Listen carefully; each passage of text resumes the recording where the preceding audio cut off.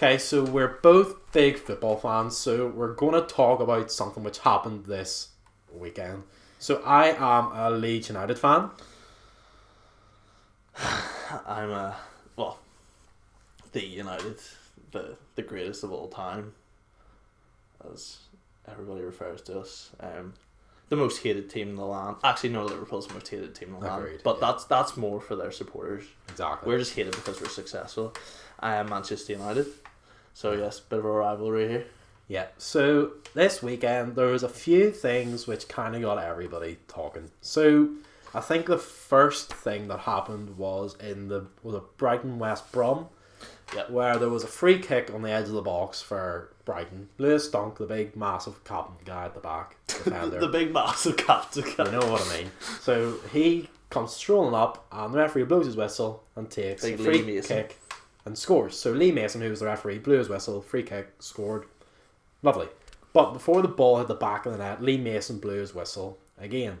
So I don't know what was going on there, but he ended up disallowing the goal. Even though he blew the whistle, he then blew the whistle before the ball hit the back of the net and disallowed the goal. So, like, what's going on there? Exactly. I don't think anybody knew, because he kind of, like, from what I read, they lined up in the wall. Dunk, as you said, said, "Can I take this?" Lee Mason's like, "Oh yeah, fire ahead." Hits the back of the net just before he, whistle goes, and apparently it was because there was movement in the wall. There was like pushing or something. Then, because he's blowing the whistle before the ball's hit the net, the goal's disallowed. I don't get that. Like, the referee blew, like, it's because it went in. No, that's the problem. If the keeper caught it, it's like, right, fair enough, retake. Yeah. But it's the fact it went in, like, you can't. Like, it went to VAR and then it got. And everything. Like, it was just a completely confusing situation. I'm not sure. I don't even get what happened, because they were just saying, he just said, no, it's not a goal. Exactly. So, like, how can one referee just be like, no, wasn't ready or whatever, and then not give a goal? So that was the first thing. And then the game, when was it? Last night? No, Sunday night. I'm all confused with my days, You know how it is. So Sunday night, Chelsea were playing your great team. People? If you can call them that. So Chelsea and Man United were playing, and was it from a shot? It was from a Rashford free kick which he hit, and the keeper like punches it out. Yep. And then the ball bounces up, and I think is it Greenwood and Callum Hudson-Odoi? Odoi. Oh, it's spelled Odoi, but you have to pronounce it Odoi. Okay, Odoi. So, all right. Callum Hudson-Odoi were like running after the ball, and whenever I first saw it, it looked like Greenwood handballed at first. Yeah, not gonna lie, I thought, what's he doing? Yeah, so it's in the box, and then there's suddenly a VAR review out of nowhere. So the referee runs over, Stuart Atwell, I think it was. Yeah. And he basically looks at it and is like, oh, there's no penalty there. But whenever you look at it in slow motion, like, Hudson-Odoi basically punches the ball. Oh yeah, the ball's actually sitting on his hand. Yeah, like, I'm a Leeds supporter, I don't like United, like, that's just like what you do. It's like, that's how you're brought up as a Leeds fan. So, like, even I can say that was a penalty. Like, he's basically punched the thing. But this is the thing. People are saying, how when VAR came and said, look, it's a handball. Stuart Atwell's not going, when he sees it in slow motion and people are saying in his ear, he sticks with his correct decision. His first decision, not correct decision, because the whole point is it was an idiot and it was incorrect. But the fact was, after the game, Luke Shaw went on Sky Sports and said he heard the referee say to Harry Maguire, if I give it, a lot of people will be talking afterwards. And when I saw this, I thought, right, well, something's up here.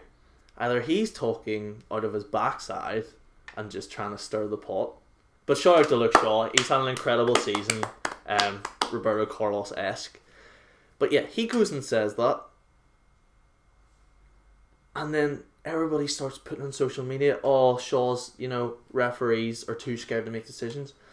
Next morning, Harry Maguire comes out and tells United officials, no, he didn't hear it right. That's not what happened. But what I think Luke Shaw did hear it right, but Maguire is trying to protect United from being slated now by referees. Well, I think it's part to do with if the referee's not going to come out and say, well, yeah, I did say that because that's his career over. Oh, yeah. But at the same time, Luke Shaw is pretty much saying the referee was cheating. Like, that's what it is. Oh, yeah. So Luke Shaw will get a fine for that probably at some point. Yep. And the club will probably say to him, like, why is that? Like, you can't go on doing that. Just focus on kicking the ball. Yeah, so like you're being paid all this money, which I wish I was getting paid, but I'm not. Yeah. To kick a ball about a field for 90 minutes, like... But like... This is the thing though, Mark Clattenburg, ex-Premier League referee, refereed Champions League final, refereed the Euros. Refereed in a World Cup, don't think it was the final referee. Did I not see Champions League? Yeah, but World Cup. Oh, yeah. He refereed in a World Cup. But I don't think it was the final. No, that was Hardweb. Because De Jong just went and absolutely killed. Committed murder on a football pitch. Xabi Alonso. Absolutely. But he has come out and said, I'm amazed Manchester United were not awarded a penalty in the first half for the clear handball by Hudson-Odoi. The Chelsea player's arms were up in an unnatural position and the ball hit his hand. VAR Chris Kavanagh thought referee Stuart Atwell had missed a clear penalty, so he gave him the opportunity to review it at his pitch side monitor, like we said. How Atwell did not then point to the spot, having been shown the same angles that we were, is a mystery. Like that, there's an probably one of the best referees to ever referee the game, even though people have different opinions, has come out and said, seriously. But this is the thing. People are now questioning the system, not just the referees, not VAR, the whole system. Well, it's fair enough though, because you look at how it was back in the day, like not back in the day, like we're like literally 20, like don't know what I'm talking about, but like a couple of years ago, before VAR was introduced, the only person you can blame for dodgy decisions was the referee, because there was no VAR. So if a guy's offside, the only people you can blame are the linesman and the referee. Now, if a mistake's happened, you get to blame the referee, you get to blame the linesman, you get to blame probably the fourth official for being there, probably VAR as well, and then if you're criticising all those people, that is the system.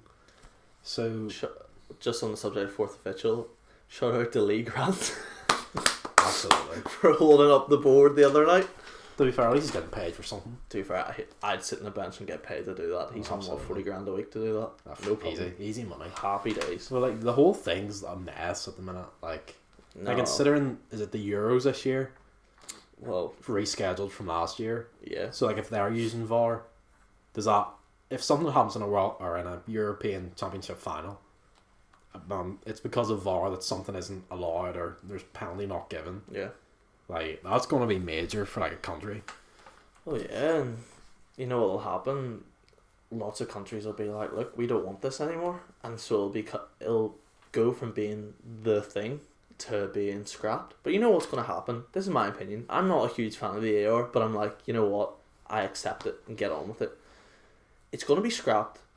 Then incidents are going to happen which hasn't been seen, and people are going to say, oh, but VAR would have seen that, like, you know. Then you're like, would VAR have changed that decision? So you're not going to win either way. The referees can't win either way. And the problem is now, referees they don't have the confidence to make the decisions. Like, look at them. What do you call the referee? He was on the Peter Crouch podcast. Oh, Mike Dean. Mike Dean. The man, did he make a wrong decision one game? I don't know. Yeah, probably. Yeah, probably. He made the wrong decision. He got slated online, got death threats, which that's not really on. Yeah. That's just a bit tragic. Pulled out from refereeing the next week's game, And Lee Mason, the referee in the West Brom Brighton game, he was supposed to do fourth official there on Sunday in the Liverpool Sheffield United game, and he said, "Oh no, I've got an injury."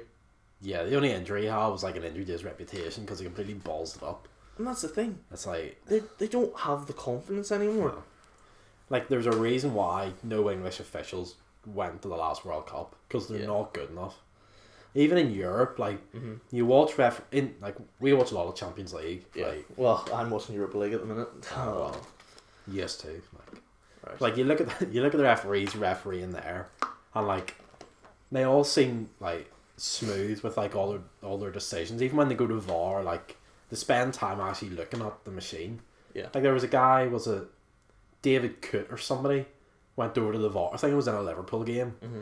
He went over to the VAR machine and stood there for like 2 seconds. The clip hadn't even been rolled yet, and he came away. I was like, "It's a penalty." I was like, "Well, you haven't even seen the thing.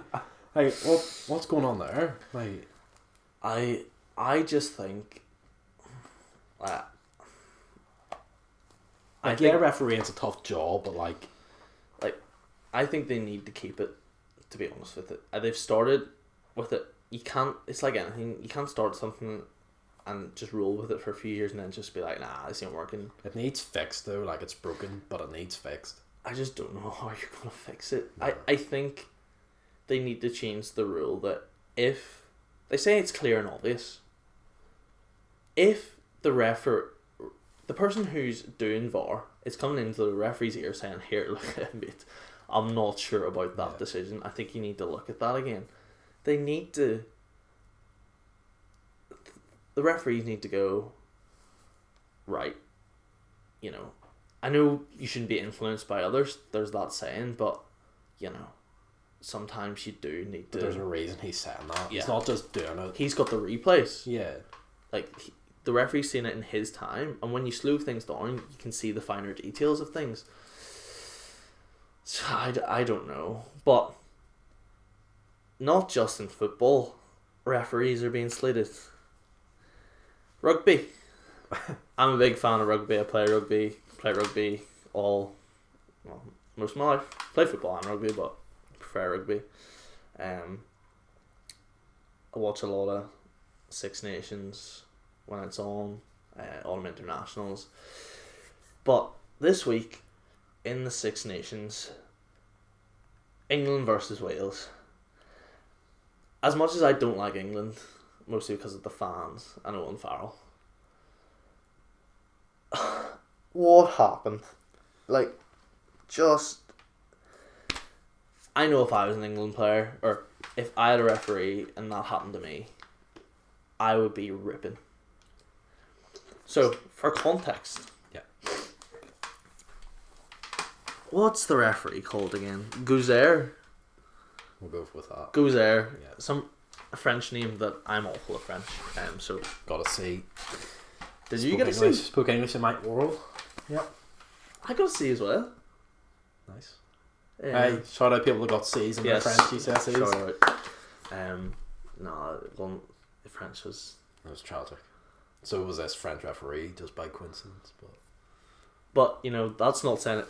I love the French. French, lovely people. Shout out Paul Pogba. I'm not clapping for that. Shout out Ilan Meslier, though, the Leeds French keeper. I'll refer to the Conor McGregor quote. Who's that guy? Yeah, so Gauzere was the referee in the England match. Sorry for the squeaky chairs, by the way. We're sitting here in the garage, social distance. Absolutely. Because we can't go into houses, blah, blah, blah. Gauzere awarded a penalty to Wales in front of England's posts.